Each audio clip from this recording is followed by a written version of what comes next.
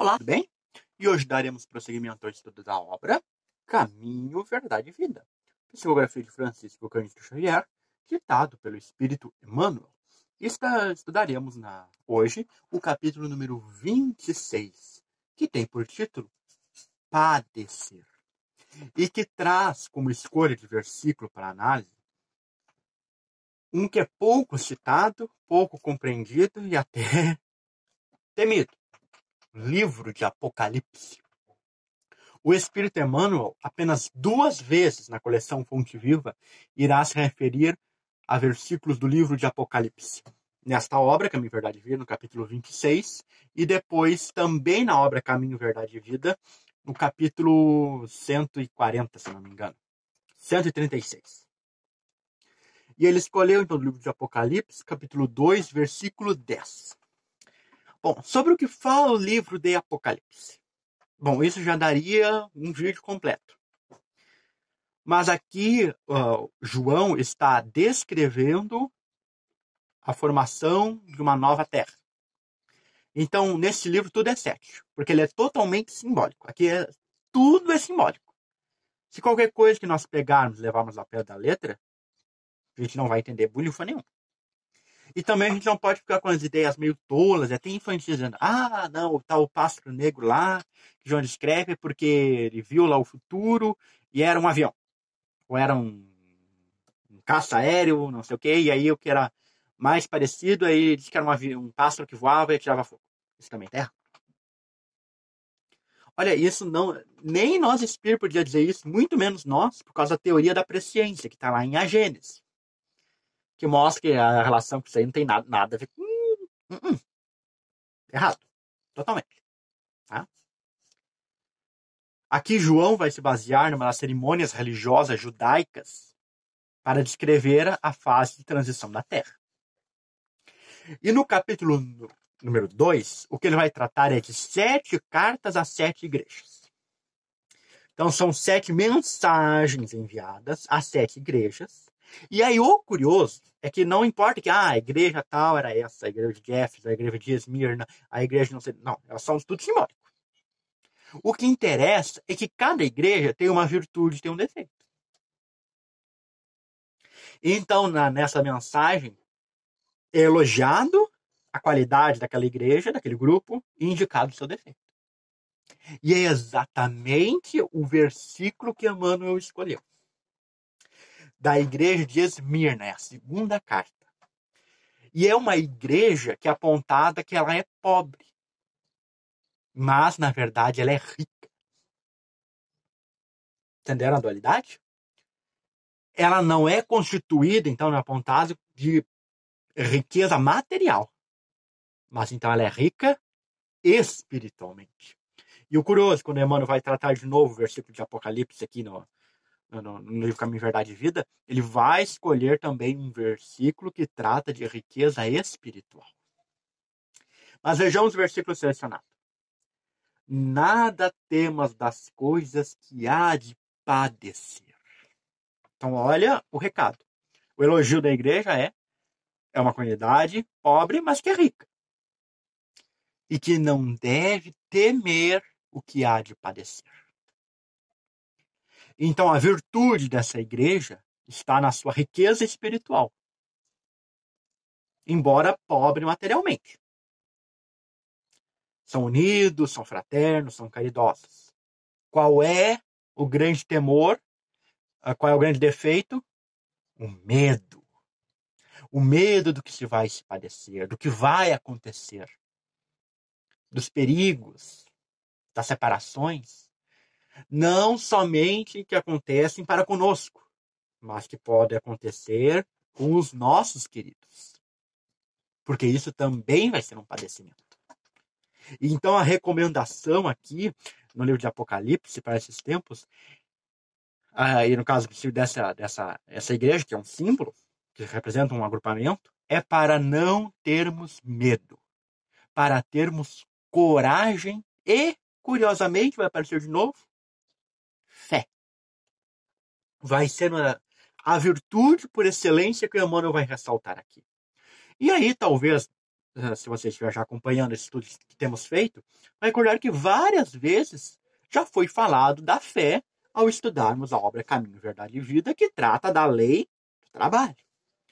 Então, já podemos nos arriscar a concluir, embora estejamos recém no capítulo 26, que a grande virtude da lei do trabalho é a fé. Não, e lembremos que fé raciocinada. Não é a fé crença. É a fé certeza, a fé confiança. É essa que Emmanuel está ressaltando. É essa que Allan Kardec nos ensina. Vejamos agora, então, o comentário de Emmanuel para esse versículo. Uma das maiores preocupações do Cristo foi alijar os fantasmas do medo das estradas dos discípulos. E a definição aqui que Emmanuel já deu logo nessas 3 primeiras linhas é precisa. Muitos de nossos medos são fantasmas. E aí cabe a pergunta, fantasma existe? Não. Espírito desencarnado, sim. Fantasma, não. Por que fantasma não existe?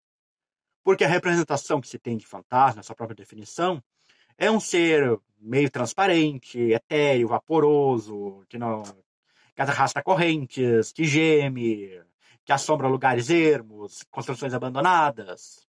É essa a ideia que se tem de fantasma. A espírito desencarnado é outra coisa. Muitas vezes até os termos se confundem, até o próprio Charles Richer usou os dois indiscriminadamente, mas são coisas diferentes. Os fantasmas não existem. O que existe é espírito desencarnado. E aqui Emmanuel coloca os medos como fantasmagóricos, como produtos da nossa imaginação, como não existindo realmente, tendo só as aparências e não uma realidade. Ou seja, o medo é um fantasma, não é um espírito desencarnado. É essa simbologia que está sendo usada. Então, muitas vezes, os medos que temos com relação ao nosso futuro só estão dentro da nossa mente. Só estão na nossa cabeça. Só são soprados, incentivados por entidades que querem que fiquemos com medo. Querem incentivar isso. E ele segue. A aquisição da fé não constitui fenômeno comum nas sendas da vida. Traduz confiança plena. Afinal, o que significará padecer? O sofrimento de muitos homens, na essência, é muito semelhante ao do menino que perdeu seus brinquedos. Percebe como a gente está construindo? Como o Emmanuel está pegando realmente a questão do problema? O menino, a criança, que perde seus brinquedos, o que ela faz? Chora, berra, bate as pernas, sapateia. Acha que é o fim do mundo. Porque a criança tem aquele horizonte limitado e não consegue enxergar além. Mas a gente sabe que não é o fim do mundo. Nós que somos alunos, a gente sabe que vai passar uns anos, ela nem vai querer mais saber de brinquedo. E então, Emmanuel, pegando essa metáfora, pegando esse exemplo, transporta para a nossa realidade. Muitos dos nossos sofrimentos são isso também. É os brinquedos que nós perdemos. E que a gente nem vai sentir falta passado pouco tempo. Por isso, então, o medo é fantasmagórico. Ele não é real. Ele está condicionado, ligado a uma concepção infantil da vida. Veja que beleza isso. Como muda de figura a questão dos padecimentos, dos sofrimentos, quando encarados sob esse ângulo, sob esse ponto de vista. E a importância da fé traduzida na certeza, na confiança plena em Deus. Sigamos com Emmanuel. Numerosas criaturas sentem-se eminentemente sofredoras, por não lhe ser possível a prática do mal. Revoltam-se outros porque Deus não lhe atendeu aos caprichos perniciosos. Tudo o que é isso aqui que é? Infantilidades. A pessoa que se revolta porque não pode fazer o mal é a mesma coisa que a criança que foi impedida de fazer as suas travessuras. Que aí fica irritada, fica zangada, faz cara feia, xinga o pai, xinga a mãe, a avó, a professora, o guarda da escolinha, o que quer que seja. É a mesma coisa. Quando também não somos atendidos, e isso gera revolta, também é uma atitude infantil. É a criança que vai no mercado com a mãe e que faz birra porque não compraram o saco de pirulito.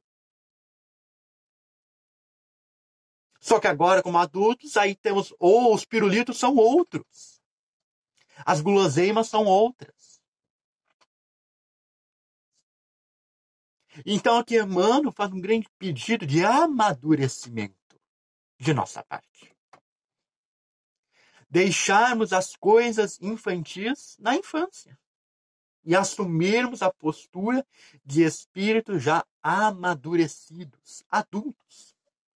Mas aí talvez eu esteja pensando assim, mas então vou desistir porque acho que eu sou um bebezinho engatinhando ainda. Não. Não é assim.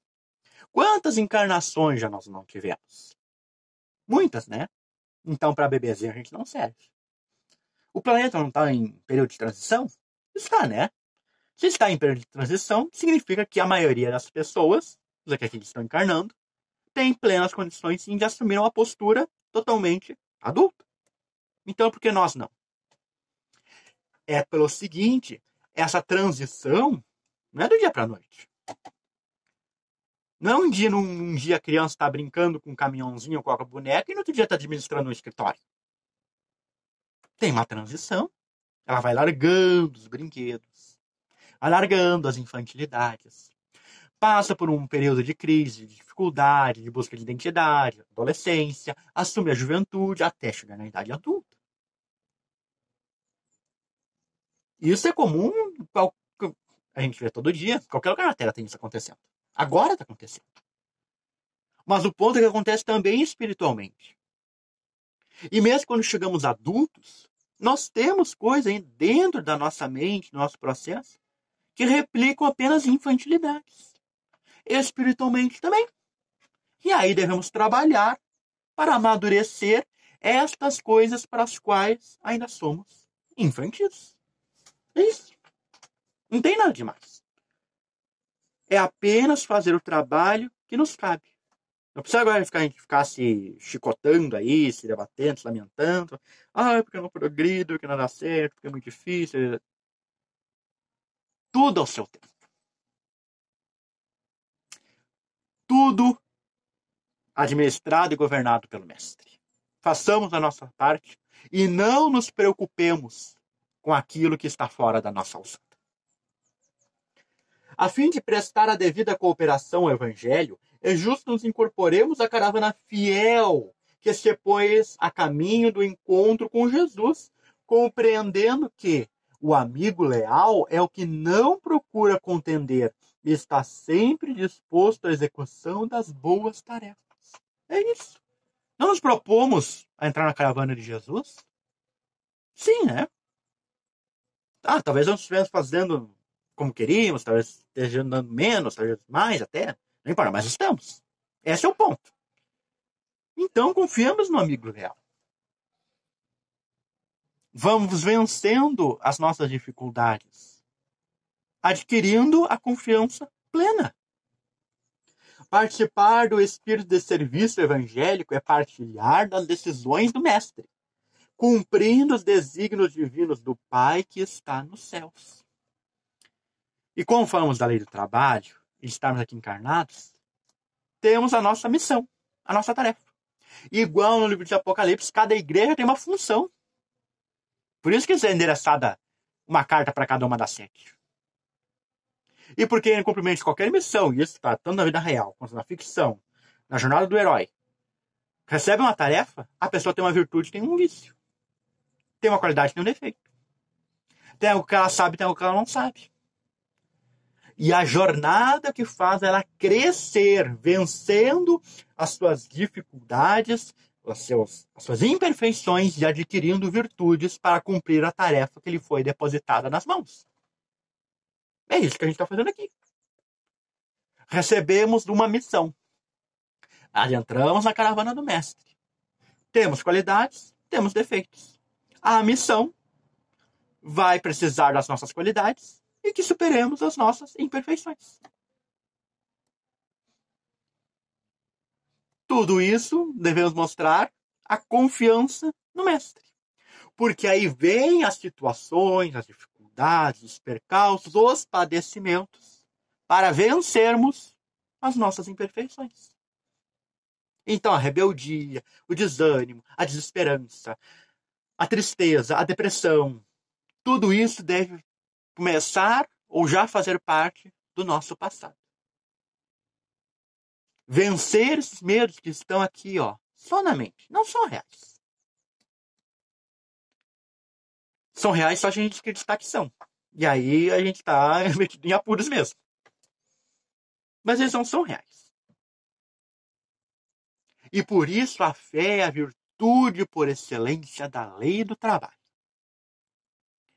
Porque igual o pai faz o melhor pelos seus filhos, Deus, nosso Pai, Jesus, nosso Mestre, faz o melhor pelo nosso progresso e o de toda a humanidade.